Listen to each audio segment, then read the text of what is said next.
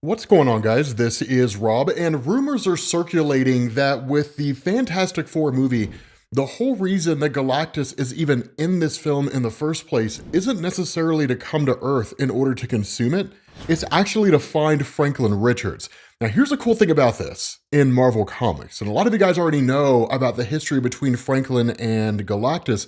But in case you don't, the first time that Galactus encountered Franklin, for lack of a better word, was Fantastic Four issue 175. That took place during what was called the Evolutionary War, where Galactus fought the High Evolutionary, and then Mr. Impossible ended up in there doing some shenanigans. But at that point in time, there wasn't really much indication that Galactus fully understood what Franklin was capable of, which kind of made sense because even at that point in time, we as the reader didn't fully know. It wasn't until Fantastic Four issue 242, when Franklin aged himself up into an adult, that we actually started to realize that he had incredible reality warping powers.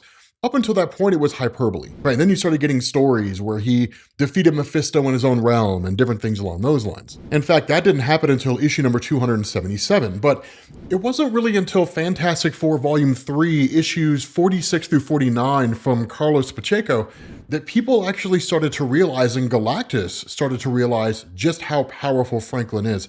Really more Galactus than us as the reader, because again, we had just seen Franklin do so many things. Heroes Reborn is a good example of that. But Galactus was at the very least unaware or simply didn't seem concerned with it. But in this particular story arc, it was called the Abraxas Saga. We did cover it here on the channel. And essentially Galactus dies, and this unleashes this multiversal force of destruction called Abraxas, who just travels the multiverse, killing every version of Galactus it can find. Eventually, Franklin Richards resurrects Galactus. He basically brings him back. And then the Ultimate Nullifier is reconstituted, the device that's used in order to wipe out anything that exists. And ultimately, Abraxas is defeated. But the fact is, at that point seemed to be when Galactus realized how capable Franklin was. And this seems to be built on about 4 years later, I think in 2005, when Fantastic Four issue number 520 came out, written by Mark Waid. And that particular story focused on the idea of Galactus coming to Earth with the intention of turning Franklin Richards into his herald because of how powerful Franklin Richards was. Now, ultimately, it ends up turning into a story where he takes Johnny Storm instead, and Johnny Storm becomes the Invisible Man. But following that, you end up going into like the Mark Miller run, you go into the Jonathan Hickman run especially, and that's when you really start to understand this idea that Franklin Richards, given his vast reality warping powers, is equal to Galactus in power, that Galactus is actually scared of Franklin. That was one of the things that was covered in Hickman's run, that Galactus shows up on Earth at a point in that story to collect Reed Richards to ask questions, and then they immediately beeline out of there. And Reed notices, and he asks Galactus, he's like, so I noticed that you got out of there as fast as you could. And Galactus was like, I would rather have avoided the confrontation that would have come if I'd stayed. And Reed's like, you're scared? And Galactus essentially says, yes. And he's like, have you not been paying attention to what's been going on, Reed? We need to talk about your son, right? Because Franklin Richards' powers had woken back up at that point in time. And so because that was the case, and because Galactus really did fear Franklin, it would make perfect sense that in the Marvel Cinematic Universe, Galactus would travel to Earth for the purpose of acquiring Franklin Richards. But that kind of goes into the question of why would Galactus even do that in the first place? And that's kind of a theory that's been around for quite some time concerning the Fantastic Four film, which is that Galactus doesn't actually come from the universe where the Fantastic Four reside.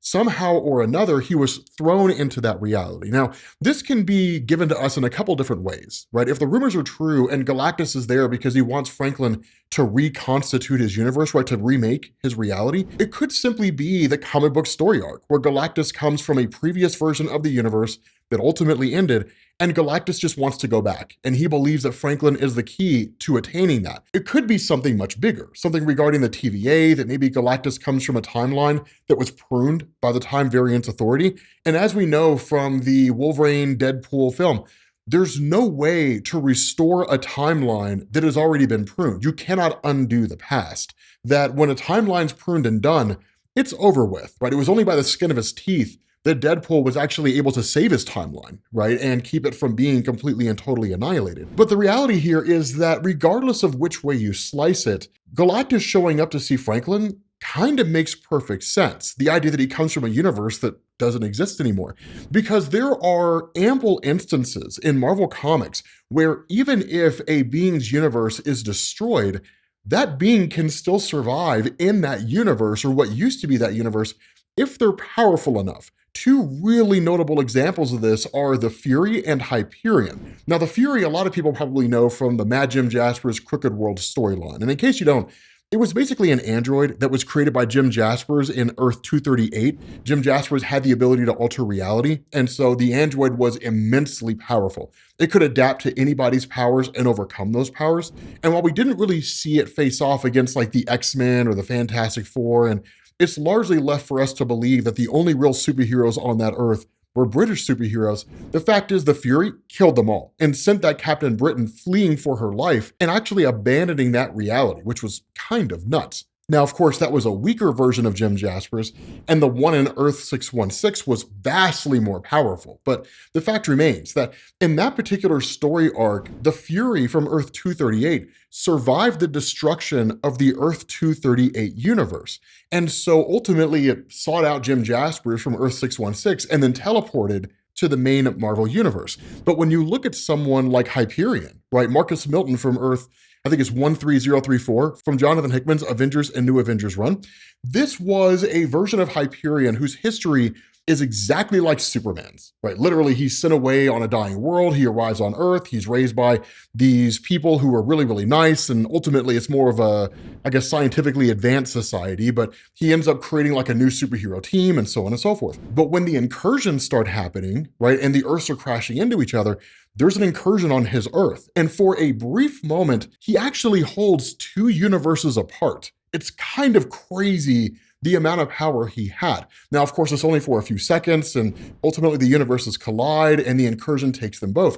But in what used to be that incursion space is just vast emptiness, and Hyperion is alive. He's just there. It's not until he's plucked out from that space by advanced idea mechanics that he comes to the main Marvel universe and then ultimately joins the Multiversal Avengers, and time runs out and all that kind of stuff happens. But the fact is, it's not outside the realm of possibility for Marvel to present to us a version of Galactus that somehow survived the destruction of his reality if it was done by the hands of the King Dynasty, potentially Robert Downey Jr.'s Doctor Doom, depending on what direction they want to take him, how powerful he's going to be, potentially even pruned by the Time Variance Authority. And again, this all kind of goes into the structure of Galactus because we don't fully know what kind of character he's going to be. One of the things the Marvel Cinematic Universe has historically adapted here is the idea that sufficiently advanced technology is indistinguishable from magic, right, for a more primitive person.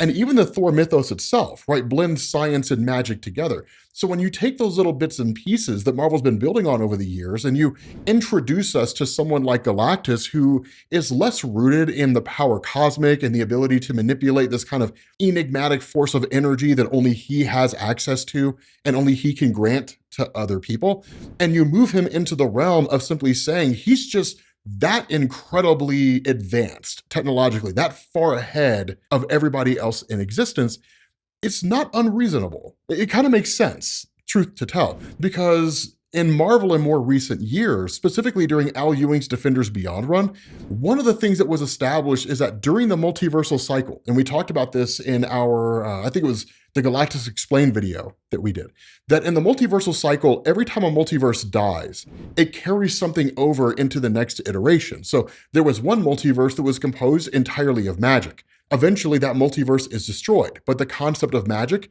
carries on into the next version of the multiverse, which is based almost exclusively on science. But that science carries on into the next multiverse. The one that Galactus comes from is the multiverse of science. Everybody there was incredibly advanced when it came to scientific knowledge and technology and all that kind of cool stuff. So when you're talking about somebody on that level, again, I know it kind of flies in the face of what we would hope, right? Just a giant purple guy who's godly powerful, because power cosmic something, something, something, right? Because that's kind of how it works in Marvel. We just sort of take it and just roll with it because it's part and parcel to Galactus, and it's been that way for, 60 years at this point. But the fact is, because the MCU is more grounded, they may end up taking it a different direction. But at the end of the day, it all kind of amounts to the same thing.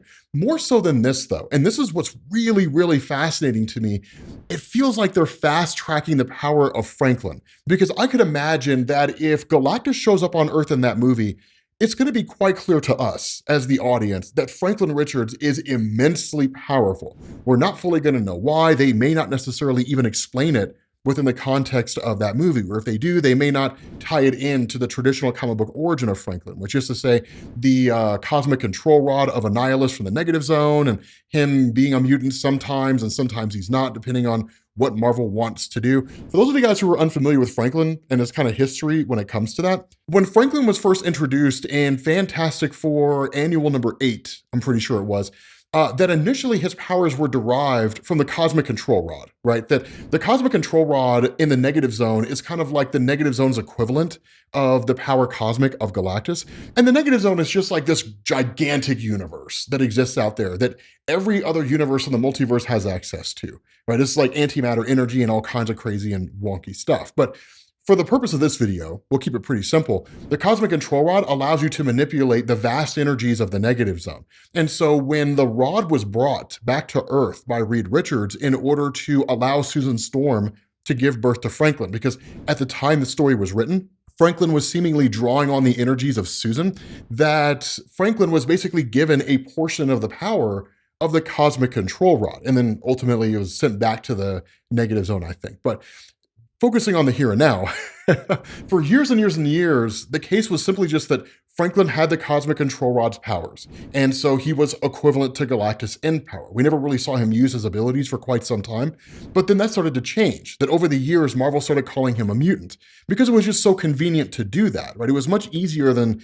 explaining to the audience the nature of the negative zone and all that kind of stuff, just throwing in the concept that he was a mutant, letting it go forward from there, and do his own thing. Sometimes that's not the case, right? When he's not a mutant in Marvel Comics, it's the cosmic control rod's powers. And when he is a mutant in Marvel Comics, it's because of his mutant genes. So yes, Marvel's very wishy-washy when it comes to how they handle Franklin, because outside of Jonathan Hickman, no one really seems to know how to handle his character. But I digress, right? What is important here is that given how powerful Franklin presumably would be in the Fantastic Four films, so much so that Galactus believes that Franklin can reconstitute an entire universe, we're potentially looking at the age of reality warpers. And it kind of makes sense when you look into the fact that after Fantastic Four, going into Avengers Secret Wars and all that kind of stuff, that Marvel's going into the mutant saga, mutants have a lot of reality warpers at their disposal, right? You got Legion, you got Matthew Malloy, you got the Marquis of Death, you have all kinds of people out there. Proteus, who can do it in a localized space, Jamie Braddock's the exact same way. There's a lot of very powerful mutants in Marvel. So again, I don't mean to go too far off on a tangent. I don't know how far this whole thing is going to go with the Fantastic Four film, but what I will say is this. I think that Franklin is going to be a major player in the future of the MCU, and I could easily see it being one of those things where, by way of using his powers, in some capacity, if Marvel soft reboots the Marvel Cinematic Universe in Avengers Doomsday going into Avengers Secret Wars, Franklin would be a major key to it. It's how Marvel did it with Secret Wars 2015. And most of the guys who read Marvel Comics know this, right? So again, for the uninformed, the ones who don't know about that Franklin is what you call a universal shaper. Simply meaning that, yes, he can manipulate the fundamental forces of the universe and he can alter reality on a universal scale. But if we're talking about cosmic roles, right, what's Franklin's purpose in the universe? It's to shape universes. And so when you got to the end of Secret Wars 2015, you had the Molecule Man Owen Reese, who served as an infinite wellspring of power. That guy is next level. He's multiversal powerful, right? He's way beyond the powers of Franklin Richards. But Molecule Man was an infinite source of power, kind of channeling the power of the Beyonders, to be honest. And so what he would do is he would give Franklin a whole bunch of energy. Franklin would take that energy and shape it into a universe. And then he would give it to Reed. And because Reed is a genius and remembers everything, he remembers the form and function of every single universe that exists across the multiverse. And so he basically takes that kind of clay, right, that is the universe, and he molds it into what it was supposed to be. Then he sends it out into the multiverse. And that's how Secret Wars ended, right? So again, like Franklin is very powerful, and it's entirely possible that he could actually recreate the universe of Galactus within Fantastic Four. But again, it just depends on how they want to handle these characters, right? Is Galactus going to continue on into the future of the Marvel Cinematic Universe? Or are the rumors true? There's only one Galactus in the entirety of the multiverse, and they're basically going to get rid of him so he's not some MacGuffin by the time you get to Secret Wars. I don't know. Maybe he'll be in Secret Wars. He was in the original, and Doctor Doom stole his power, so maybe Doctor Doom will steal his power in Fantastic Four. Who knows? But with that being said, guys, let me know what you think down in the comments section. I'm really excited to see this movie. I have not been this excited for a Marvel film in quite some time. But let me know what you think down in the comment section, and I will catch you all later. Peace.